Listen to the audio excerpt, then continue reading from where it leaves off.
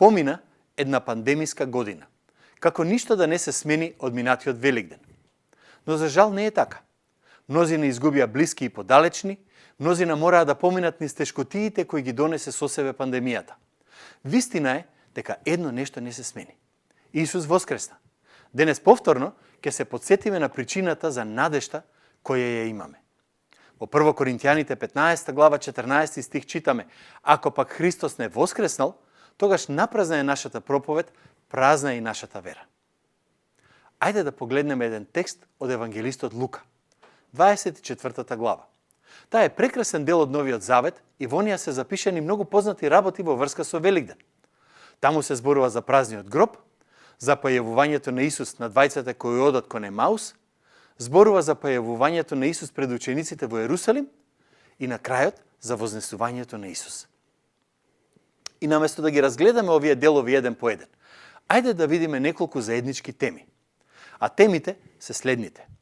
Воскресението е историски настан. Тоа е неопходно за да се разбере Библијата. Воскресението е она што ни дава моќна порака за светот. И на крај, Исус со воскресението докажа дека е вистинскиот цар. Ајде да почнеме од тоа дека воскресението е историски настан. Јас пораснав во црква во која се поучуваше вистината дека Исус на вистина воскреснал во тело.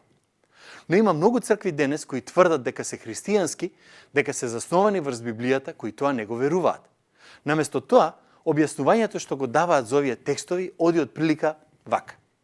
Откако Исус умрел, учениците се сеќавале на неговото присуство. Тие сеќавања се различни. Па затоа, например, Петар се сеќава на простувањето на Исус, Јован на тоа дека Исус се грижи за мајка му, иако е на крстот, некои други се сеќаваат дека Исус ги исполнил социјалните потреби на тие околу него, па сега наредната генерација, после учениците, додаваат се повеќе фантастични детали, па дури почнуваат да веруваат дека Исус станал од гробот. И така од искуство се раѓа мит, односно легенда. Често може да слушнете и ова. И ти можеш да ги имаш истите искуства како учениците. Само размислувај за простувањето и дека секогаш има надеж. Значи, велат дека зборуваме за символика која зборува за возвишени вистини, но не за факти.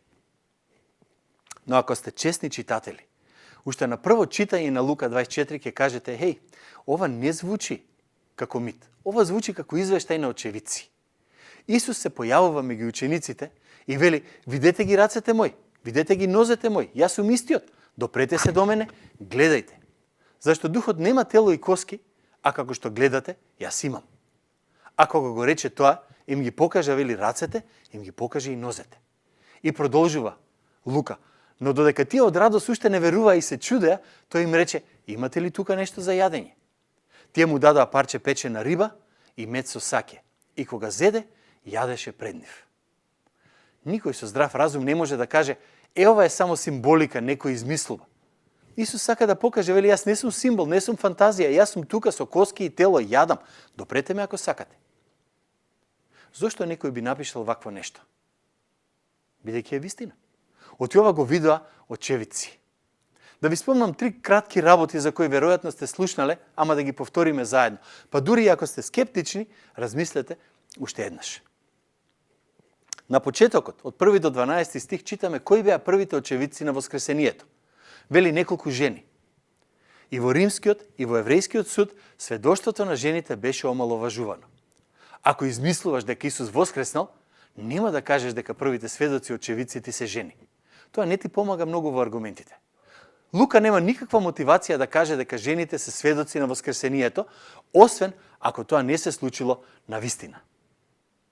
Ако ги разгледате, ако размислите за митовите и легендите што сте ги чуле, ќе забележите дека сите се пишувани или раскажани некако од озгора. Раскажувачот е некој кој гледа на се што се случило и ти објаснува што се случило и зошто.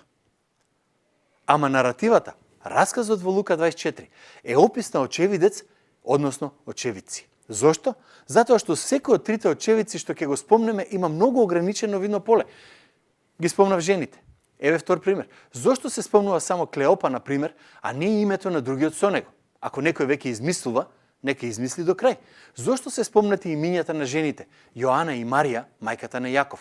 Зошто мора да се спомнати баш тие, а не некои други ликови.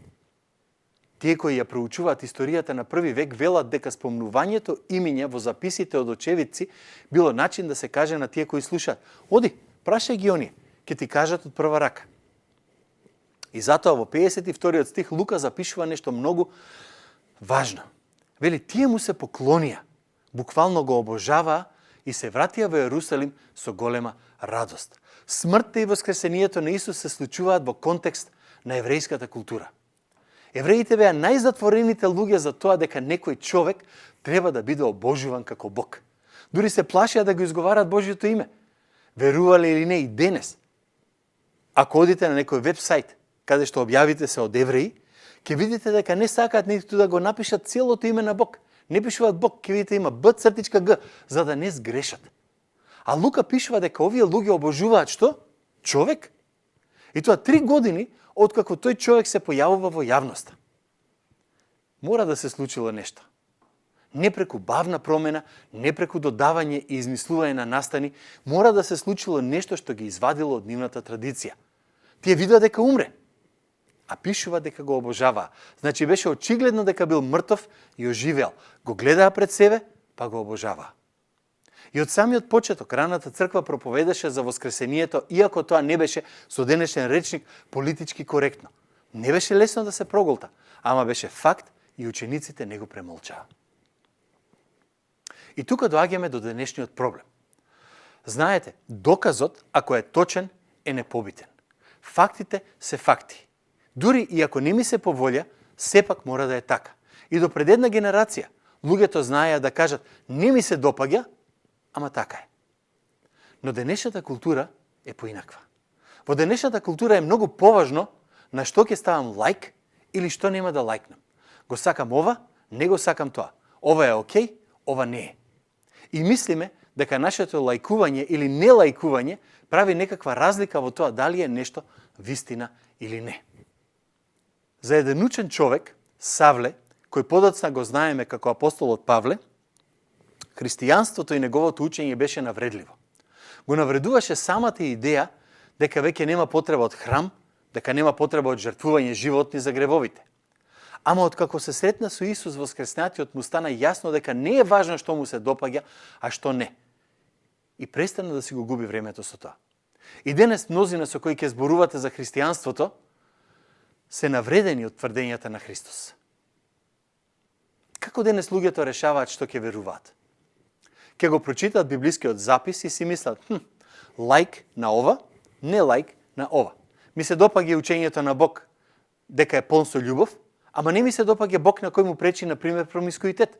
Ми се допаѓа учењето за љубовта, ама ме навредува учењето дека сум грешник. Сакам да верувам дека има вечност на убаво место. Ама ми пречи оти христијанството е тесноградо и вели дека само Христос спасува. Сакам ред и поредок, ама не сакам Божи заповеди.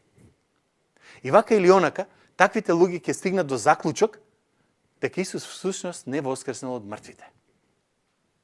Но поважното прашање е следното: дали, ако не ми се допаѓаат некои делови од Библијата, тоа значи дека не е вистина од Исус воскреснал од мртвите? Или поинако кажано, ако го прифатиш фактот дека Исус воскреснал од мртвите, тогаш не е ли логично да мораш да прифатиш се што е запишено во Библијата? Ако Исус не воскреснал, заборави на сета Библија. Ама ако воскреснал, или ја веруваш цела, или немаш вистинска вера. Кога тој Савле, што го спомнавме, свати дека Исус воскресна, се друго му дојде на место. И затоа сега доаѓаме до втората тема, односно дека воскресението е клучот за разбирање на целото писмо. Аргументот за ова почува на самиот почеток на оваа глава. По самиот 6 стих. Тој не е овде, а воскресна. Сетете се како ви рече додека беше уште во Галилеја, говорејќи дека Синот човечки треба да биде предаден на луѓе грешници и да биде распнат и на третиот ден да воскресне. И во стих 8 пишува: и се сетија на неговите зборови. Воскресението им помогна да ги разберат зборовите на Исус. И тоа беше почетокот. Потоа, во тој текст таму, следи случката на патот кон Емаус. 20 и 21 стих. Вели: нашите првосвештеници и управници го предадоа да биде осуден на смрт и го распнаа.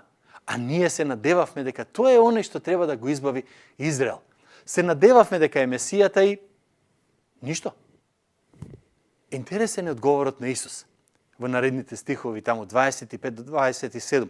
О, безумни! Срцето ви е споро за да поверувате во се што рекле пророците.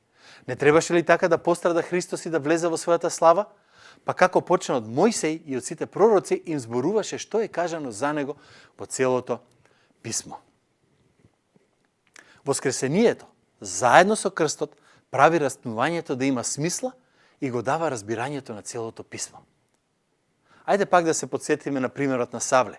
Беше фарисеј кој не можеше да го смисли Христос. Ево да ви кажам зошто. Оти Месија значи помазаник, сакан, царот. Месијата по правило требаше да биде благословен од Бог. Требаше Бог да му биде благонаклонет. А ева го овој Исус тврди дека е Месија, а умира на крст, напуштен од Бог. Фарисеот Савле знае дека во Стариот Завет пишува проклет да е оној кој виси на дрво.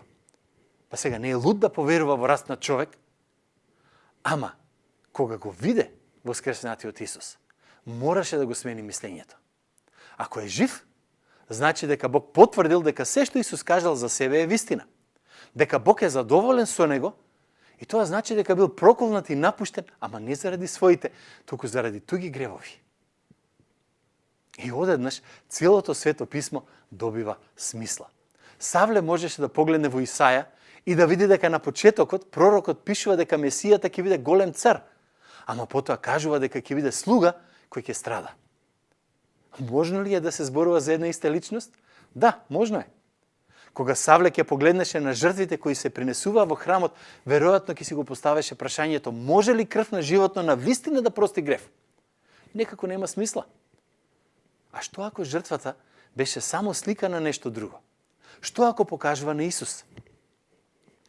Ако пак погледнеше во Езекил и Еремија, други двајца пророци од Стариот Завет, ќе видеше дека тие зборуваат за еден нов завет во кој Бог ветува дека ќе им зборува на луѓето лице в лице и ќе го запише законот на нивните срца, а не само на камени плочи. А што е советувањето дадено на Авраам дека преку неговото потомство ќе бидат благословени сите народи, не само еврејскиот? Значи ли тоа дека Месијата ќе е за цел свет, а не само за еден народ, како што тој мислеше? Не знам дали забележавте, ама еве што се случува. Штом ќе ги споите пак крстот и воскресението, се во Библијата добива смисла.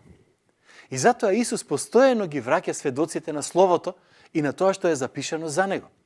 Во 32 стих: зар не гореа срцата наши кога ни зборуваше по патот и кога ни го објаснуваше писмото? И на крајот на главата во 44 стих пак повторува: ете, тоа е она зашто ви зборував уште додека бев со вас, зашто треба да се исполни се што е напишано за мене во законот Мојсеев и кај пророците и во псалмите. Додиме понатаму. Воскресението е моќна порака за светот. Не е можно да слушнете за воскресението, да бидете сведок за него, а да не кажете за тоа на друг.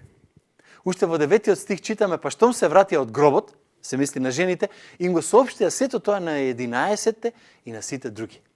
Кога двајцата ученици на патот за Емаус сватија со кого разговараат, ни се вели во истиот час стана, се вратија во Ерусалим и ги најдоа собрани 11 и оние кои беа со нив, каде што им кажуваа дека Господ навистина воскреснал и му се јавил на Симон. И тие кажаа за она што им се случи по патот и како го познаа кога го прекршуваа левот. Најпосле и самиот Исус вели: така е напишано и така требаше да пострада Христос и да воскресне од мртвите на третиот ден и да биде проповедано во Негово име покаяние и проштавање на гревовите кај сите народи, почнувајќи од Ерусалим, а вие сте сведоци за ова. Зашто? За воскресението. Само ако воскресението се случило, имаме порака за светот. И тоа е порака за надеж, за тоа дека има иднина, која е лична иднина, сигурна иднина, прекрасна иднина. Има иднина. Има такви кои велат дека што му умреш толку е до тука. Нити постоеш, нити се сеќаваш. Ама гледате филмови, копнете подлабоко и ќе видите дека повеќето луѓе сакаат да веруваат дека има нешто повеќе. Ама не знаат што е тоа. Дури евреите во времето на Исус се делеа на групи, од кои едната веруваше дека има задгробен живот, а другата не веруваше. Ама што ако има начин да разговараш со очевидец на воскресението. Ако поверуваш во сведоштвото, ако видиш како воскресението им го сменило животот, ќе ти олесни да знаеш дека смртта не е крај, дека има иднина. Уште повеќе, таа иднина е лична. Пред некое време на телевизија имаше една серија патеписи за луѓето кои живеат по течението на реката Ганг. И таа зборуваше за нивниот живот, за нивните верувања. Неверојатно религиозни луѓе, спремни да направат се што за да добијат вечност. Ама каква? Безлична, како дел од некаква општа душа, да станат дел од нешто општо. Некои пак веруваат во кругот на животот. Се храниш од тие пред тебе, умираш, стануваш ѓубриво, други растат од тебе и така до бескрај. Која од трите варијанти ти е убава тебе? Која ќе ти даде причина да продолжиш да живееш? На овој YouTube канал можеш да најдеш една друга порака насловена Нашата дома, во која зборувам повеќе за ова. И затоа сега само накратко, нашата најголема желба е да бидеме сакани, да бидеме со тие кои ги сакаме и да не ги загубиме. Смртта ни ги одзема саканите или не одзема нас од саканите. Нема човек кој не се чувствува барем нелагодно ако не е уплашен од ова. Смртта и воскресението на Исус кажуваат дека и по смртта јас сум личност. Твојата иднина ќе биде лична иднина. Тоа е утешно, ама исто така кажува дека ти одлучуваш каде ќе ја поминеш вечноста. Има иднина, таа е лична и таа е сигурна. Еве што мислам со тоа. Таа е сигурна ако е заснована врз Христос. Ако веруваш во Исус, никогаш нема да бидеш одвоен од љубовта. Од љубовта на Бог, од љубовта на Христос, од љубовта на сите тие кои како и ти го сакаат Христос. И која дава таа сигурност? Воскресението. Ако треба да платиш огромен долг, а не можеш, замисли некој друг безусловно да го плати наместо тебе. Дали си уште должник? Не, бидејќи долгот веќе го нема. Исус Христос умре, бидејќи платата за гревот е смрт. Ако го воскресна, тоа беше доказ дека долгот е платен. Затоа христијаните веруваат дека иднината е незамисливо прекрасна. Воскресението е неверојатно и уникатно за христијанството и заради нешто друго. Дури ако си следбеник на религија која ти ветува некаква духовна иднина, таа иднина е само утеха за она што си го изгубил. Воскресението, од друга страна, е обновување на тоа што си го загубил или загубила. Воскресението не само што ќе ми даде тело во кое ќе сум јас, туку ќе ми даде такво тело кое сум го сакал од секогаш, ама сум го немал. Нема само да имам живот, туку ќе биде онаков каков што од секогаш сум го сакал, совршен. Исус Христос е жив сведок дека нема ништо да ти недостига. Воскресението е доказот дека во иднина Бог ќе ти даде се и нема ништо да ти недостига. Нема религија, нема вера, нема филозофија која ти нуди ваква иднина.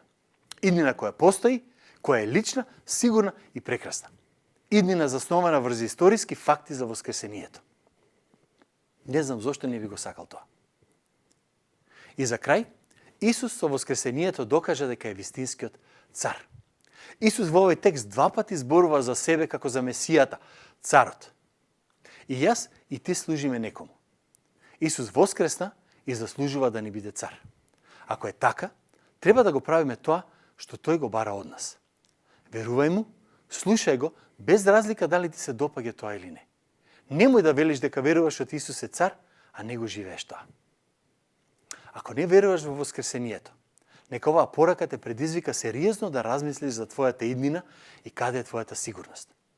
Ако пак веруваш, радувај се дека не постои ништо што може да ти ја одземе личната, сигурна и прекрасна иднина втемелена врз воскресението на нашиот Спасител, Господ Исус Христос.